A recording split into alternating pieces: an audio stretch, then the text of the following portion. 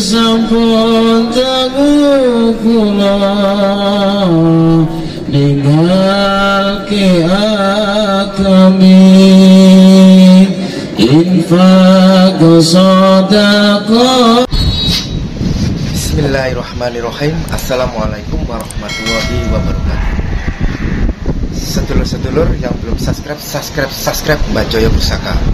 Ini Mbah Joyo Pusaka lagi berada di Syekh Maulana Iska. Jadi ini adalah tempat religi yang sangat luar biasa sekali. Tempat ini banyak sekali pengunjung-pengunjungnya. Atau masjidnya.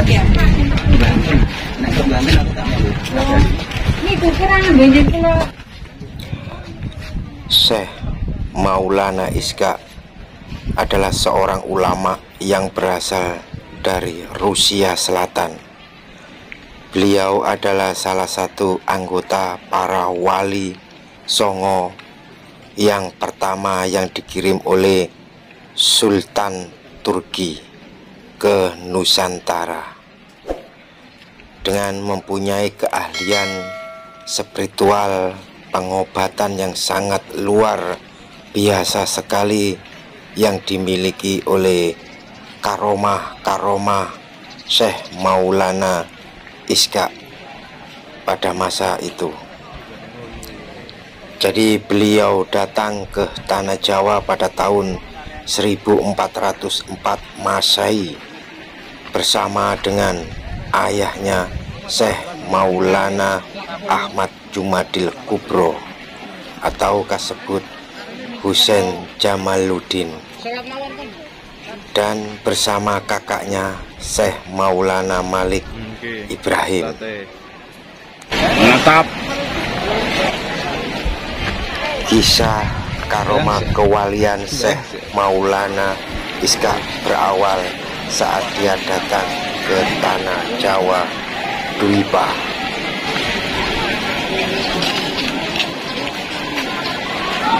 Bayang sih. Ini berada di Syekh Maulana Iska, sedulurku. Jadi ini tempat makamnya berada di dalam situ, tempat makam Syekh Maulana Iska.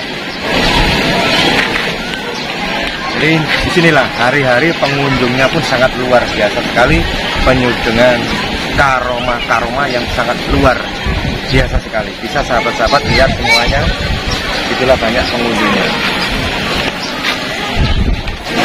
Ini berada di Paciran Lamongan, sedulur Syekh Maulana Iska. Ini di situ tuh tempat air minumnya di dalam sana, dan ini tempatnya masjidnya di sini. Bisa dilihat.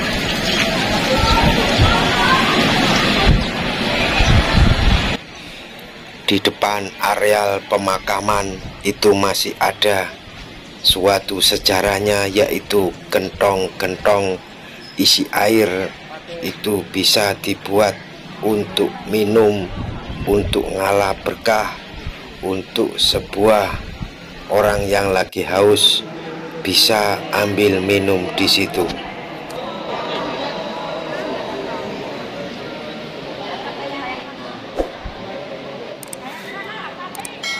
Masjid Syekh Maulana Iska sangat anggun dan sangat luar biasa sekali kemekahannya.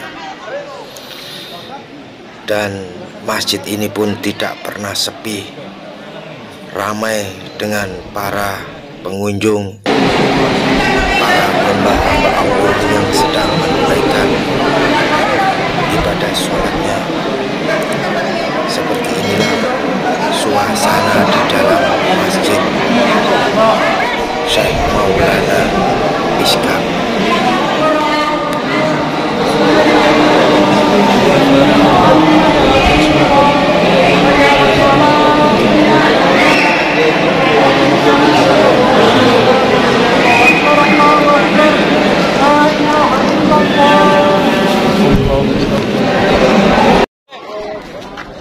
Di sini tempat areal tempat duduk singgah tatkala cuaca saat ini sangat panas sekali, dan tempat ini sangat bagus untuk berteduh. Dan di sebelah kiri saya ini adalah sebuah tempat untuk air minum Prasasti Dinasti pada saat Syekh Maulana. Disinilah air karomahnya. Banyak sekali saudara-saudara, sedulur-sedulur mengambil air karomah ini untuk sebuah ngalap berkah penyembuhan suatu penyakit tatkala saudaranya yang lagi sakit. Tempatnya pas berada di depan makomnya.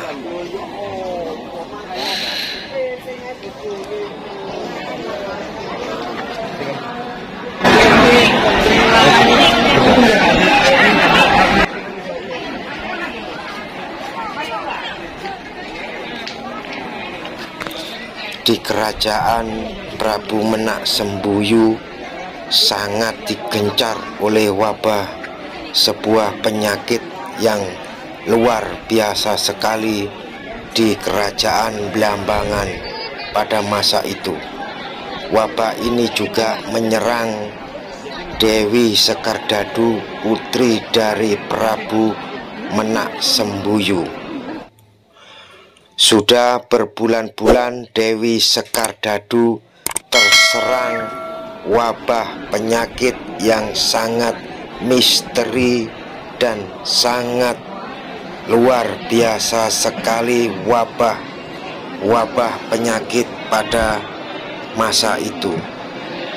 Sudah banyak dukun atau tabib-tabib dari areal luar ataupun di daerah dalam yang datang untuk menyembuhkannya. Namun Dewi Sekardadu belum juga mendapatkan suatu obat atau penyembuh. Masih sakit, masih terserang oleh wabah penyakit yang misterius. Kerajaan pada masa itu dirundung kesedihan yang sangat dalam sekali, karena melihat putrinya belum sembuh dari wabah penyakit itu dalam waktu yang cukup lama. Mencari tabib-tabib masih belum bisa ada yang menyembuhkannya. Prabu Menak Sembuyu menyuruh Pate Bajul Senggara untuk mengumumkan sebuah sayembara. Isi dari sayembara itu yang barang siapa yang bisa menyembuhkan penyakit sang putri serta dapat mengusir wabah penyakit dari kerajaan Blambangan, maka apabila dia laki-laki dan dijodohkan dengan Dewi Sekardadu, bila dia perempuan maka akan dijadikan saudara kandung Dewi Sekardadu. Dan peristiwa sayembara itu berlalu sangat menghebohkan di masa daerah kerajaan Blambangan itu. Di ujung desa, di ujung banyak orang berkerumun membicarakan tentang peristiwa-peristiwa yang mengerikan wabah-wabah penyakit itu. Setelah sayembara dibuka dan sayembara disebarkan sampai ke pelosok-pelosok negeri ataupun wilayah, tidak satupun yang berani mengikuti persayembaraan itu. Sampailah berita sayembara itu pada seorang Brahmana Resi Kandabaya. Pada suatu hari Resi Kandabaya datang ke kerajaan Blambangan untuk menghadap Prabu Menak Sembuyu. Resi Kandabaya adalah tokoh spiritual sesepuh bini sepuh pada masa zamannya itu. Assalamualaikum. Assalamualaikum. Ya waliyullah. Ya waliyullah. Ya Syekh Maulana Ishaq. Sokibal Karama. Hinata. Zairin. Wa ala maqamika. Waqifin. Audana. Indaka. Syahadata. Allah ilaha illallah. Wa anna Muhammadan Rasulullah. Sallallahu alaihi wasallam. Al-Fatihah.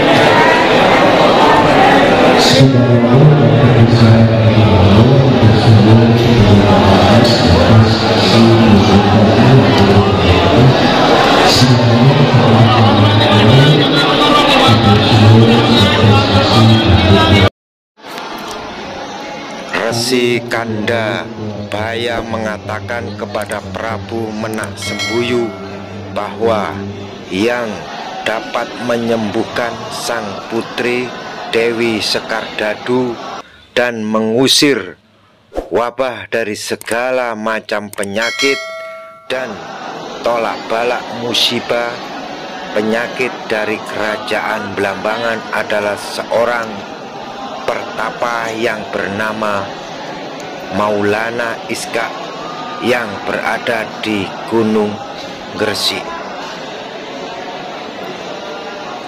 Kemudian sang Prabu Menak Sembuyu mengutus Patih Bajul Segara untuk menemui Syekh Maulana Iskak guna untuk meminta suatu pertolongan untuk menyembuhkan sang putri dan rakyat-rakyat semuanya Blambangan.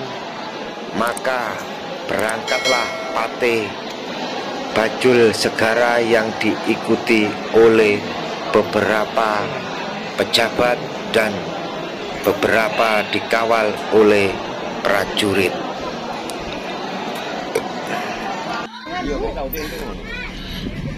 Mereka melakukan suatu perjalanan dengan berkuda menuju Gunung Gresik. Setelah melakukan perjalanan berkuda selama 6 hari, sampailah semua prajurit berkuda yang dipimpin oleh Patih Bajul Segara di Gunung Gresik dan menemui Syekh Maulana Iskak. Jadi Syekh Maulana Iskak terkenal dengan keilmuan ketabibannya dan sangat handal sekali dalam masalah pengobatan.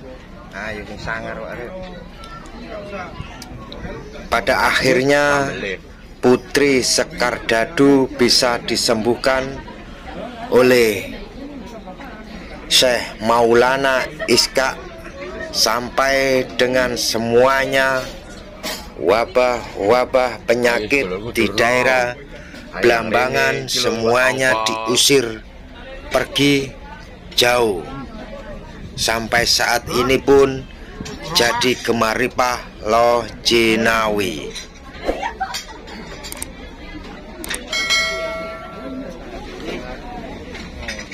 Sementara seperti itu, moga bermanfaat. Assalamualaikum warahmatullahi wabarakatuh.